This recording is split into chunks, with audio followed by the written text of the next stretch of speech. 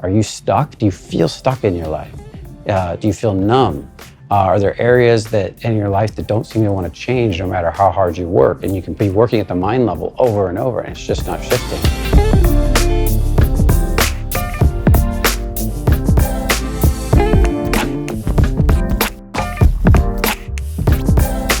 So in this video, I want to talk about emotional embodiment. This is a term I'm playing with right now.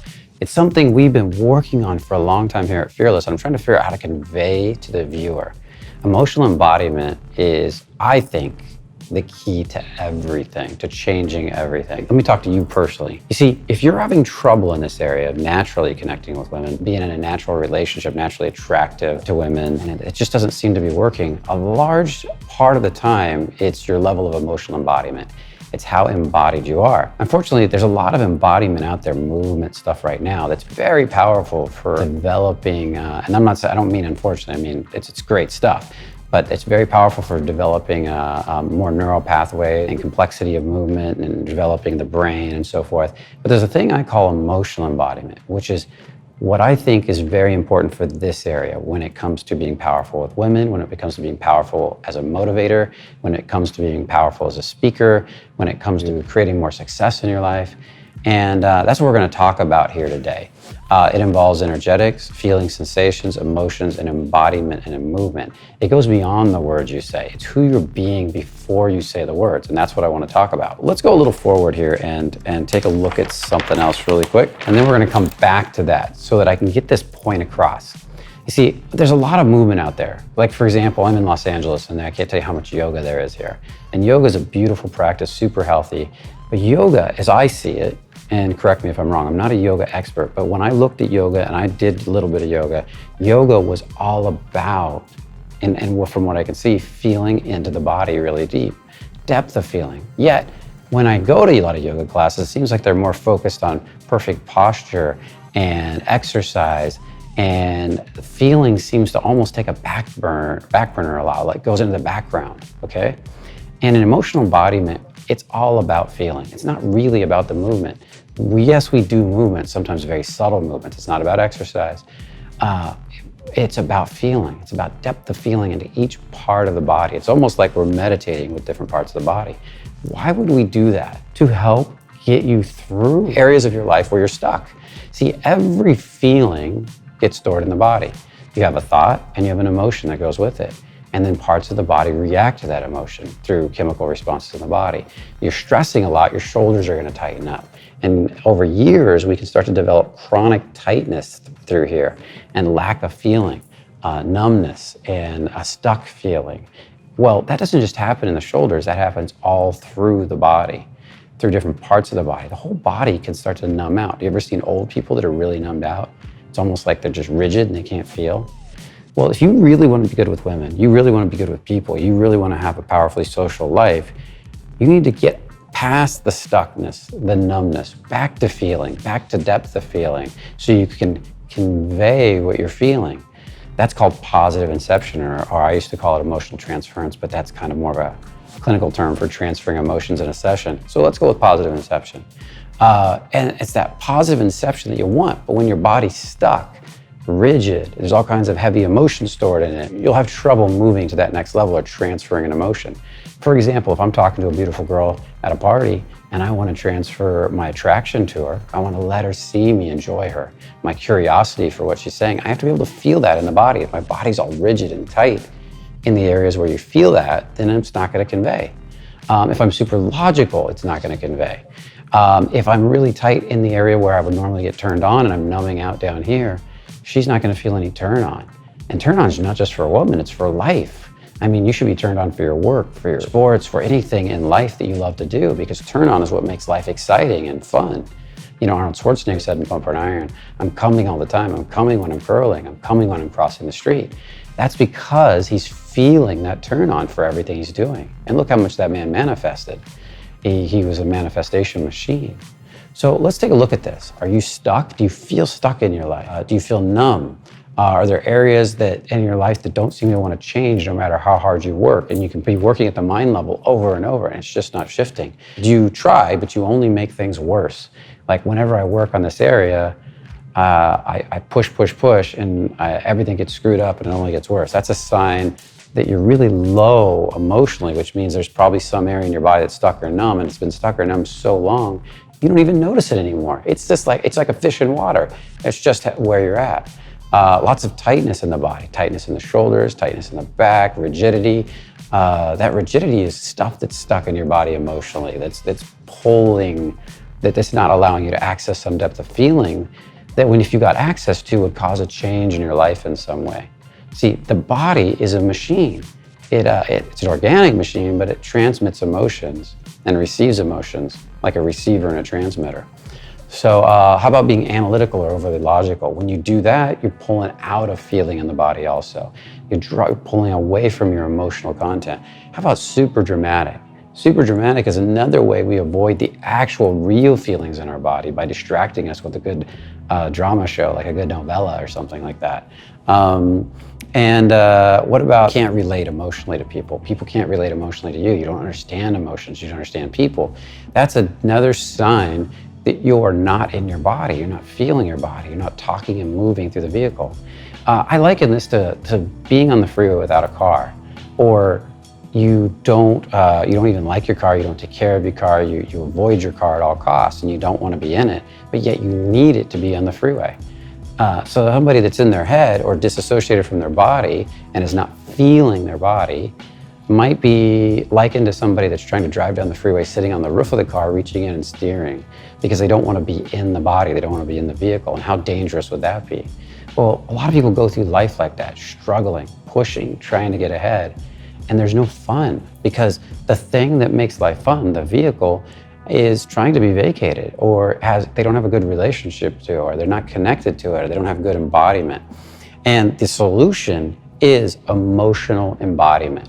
It's getting reconnected to the body and learning to feel all the different parts. Some people, and actually a lot of people, have a lot of good embodiment in different parts of their body, like for example in the heart, but maybe they don't have good embodiment in the turn on, or the legs, the grounding area, or they have good grounding but they don't have much heart and they feel cold and shut off, and they can't relate to people well because of that. People that have a lot of heart, the first one I talked about, but don't have any grounding, typically feel flighty and all over the place. They can't hold a focus, they can't go forward, they can't handle too much stress. So each part of the body does something different. And as we re-embody those different parts, we start to build a sense of connection to whatever that part represents in the physical world. Our ability to focus is, for example, one. Another is our compassion or our curiosity or our love for other people. Can you feel that easily and effortlessly? How about your sense of personal power, your confidence in the world, your ability to believe you can do it? Or what about your turn on, your ability to feel turned on for what you're doing at the moment, or turned on for a beautiful woman, or turned on for life in general? How about your ability to ground, your ability to handle whatever's coming up? Maybe there's a stressful situation coming at you. Can you trust that you can handle it? Do you feel supported by the earth, by people around you? Do you know you can handle it? That's the grounding energy. So as you reclaim these energies in your body, it's almost amazing how much your life shifts. That's what embodiment is about. That's what emotional embodiment is about, because it's the emotional relationship to that part of your body. It's the emotional relationship to each part of the body. And what is it like? This is why so many people try to manifest and they can't do it. They may picture every day, like the experts tell you, visualize every day, visualize every day, visualize every day, but nothing happens. Things only get worse sometimes because they're not embodied. You see, once you visualize, once you picture the image of what you're wanting to create, you've got to be able to bring it in and through your body, since that's the transmitter that sends the information out to the world. The way you behave in the world when you have good emotional embodiment will be radically different than when you don't. More expressive, more open, more connected, more emotions transferring to other people, positive inception. And they will relate to that, and then they will feel you, and they will respond in kind. When you're numbed out and shut down, they can't feel your turn on, they can't feel your love, they can't feel your appreciation. So you have to change that part of your body. That's what emotional embodiment's about. So let's take a look at something else really quick. So again, I've already talked about this, but what is this good for? It's good for helping to get stuck emotions out of your body, old resentments, anger, frustration, doubt, worry. It's good for healing on a lot of levels. You'd be surprised how many things physically heal as you get more emotionally embodied, because that part of your body wasn't getting energy. It was too tight, it was too bound up. And all kinds of things heal as you get more embodied. Happiness starts to come into your body as you get really embodied. At first, it's painful because you're moving through and detoxing old, heavy emotions. But as they start to leave your body, you start to feel a greater sense of happiness. Positive inception starts to happen. When you get really good emotional embodiment, positive inception starts to happen. This is when crazy stuff happens. That's a term from positive psychology.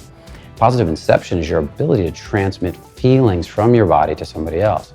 While you're talking to a girl, there's a sense of turn on. You're enjoying her. She feels you're enjoying her, and she can really connect to that because she likes you too, and she enjoys the turn on, and that starts to move things forward. So many guys are bad at this.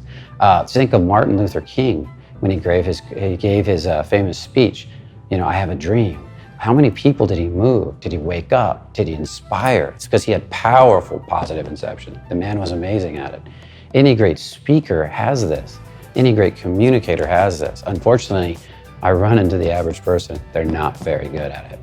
How about transformational ability? Transforming your old beliefs. I was talked about here, stuck emotions, but really stuck emotions then make up beliefs and stories about yourself. So starting to transform all those old stories, to break them down, old programs, however you say it, that are inhibiting all kinds of stuff in your life. Because as you feel more, you can start to let it go. But you can't let go what you can't feel.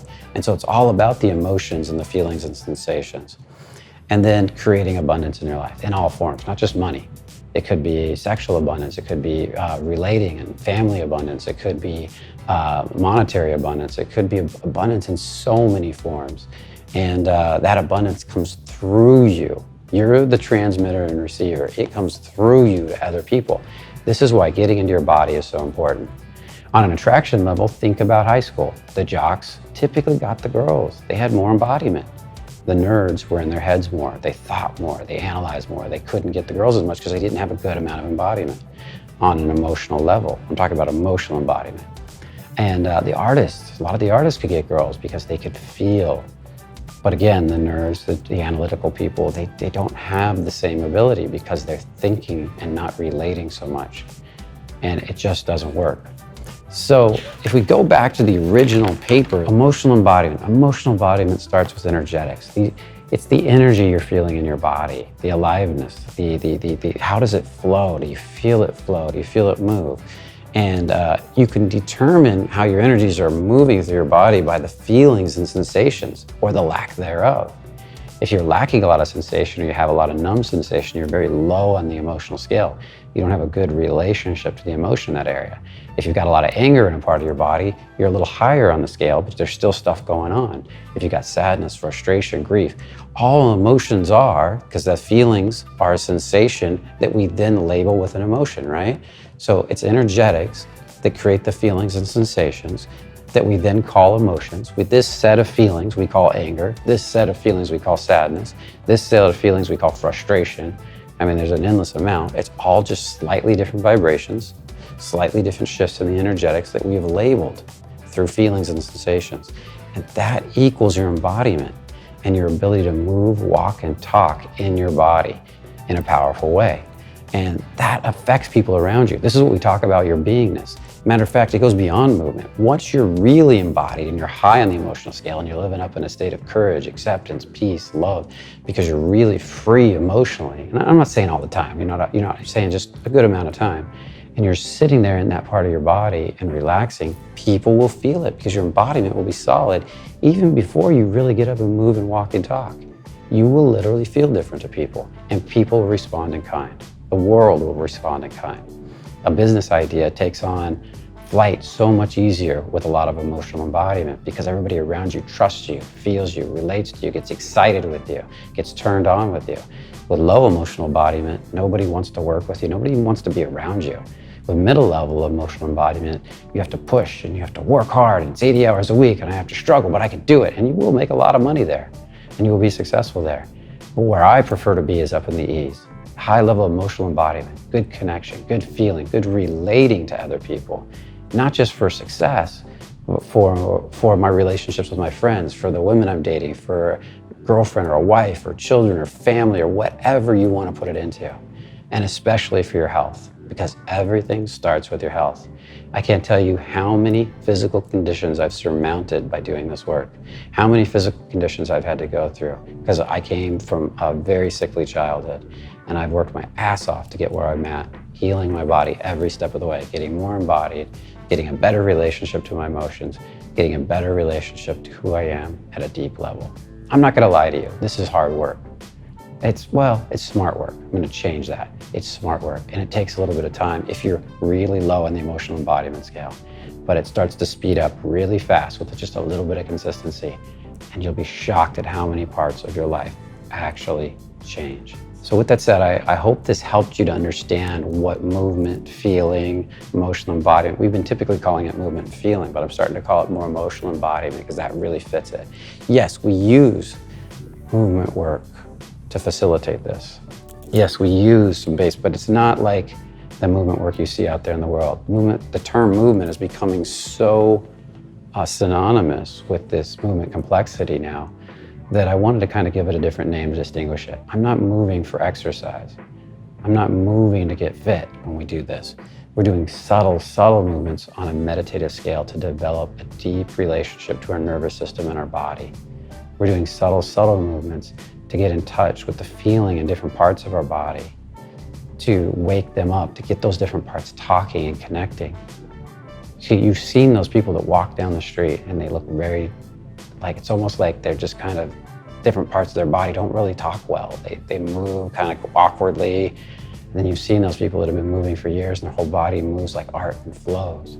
Well, embodiment is about that. You don't have to be a top level athlete to get this emotional embodiment where you feel your whole body in flow. You've seen that old meditator who moves and the whole body seems to talk and it flows and has emotion and feeling and compassion, all just radiating off his body. Well, that's what we're doing here. We're developing that ability. With emotional embodiment, it's hard for me to teach this online because we're teaching subtle movements and there has to be so many corrections to all these super subtle movements to get you feeling. It takes a fair amount of personal attention in the beginning until we can see that you can feel. It's something that is powerful, but takes a little bit of dedication in the beginning to get it off the ground. So if this is something you want to learn more about, you want to learn how to feel your body more, relate more, transfer emotions more, connect with other people more, and you're curious and you just want to ask some more questions about it, how it's done, what you do, then go to our website, thefearlessman.com, and register for a free call. We'll be glad to answer all your questions. It's usually Josh, Matt, or Anthony will answer your questions for you and get back to you and let you know, well, basically what you want to know. Hopefully this helped, and at least this hopefully helped you to understand what we do at Fearless, that everything we do is ultimately, every workshop is creating more emotional embodiment so you can relate and connect and motivate and inspire others more. That's what the whole system is ultimately about. This program just happens to be the system that goes directly for it. It's the most abstract, and in some ways, can be the most powerful. So with that said, I'll see you in another video. I hope you enjoyed this. Make sure to go to the website if you're interested, register for a free call with one of our coaches. And one more time, remember, only the confident really live. Take care.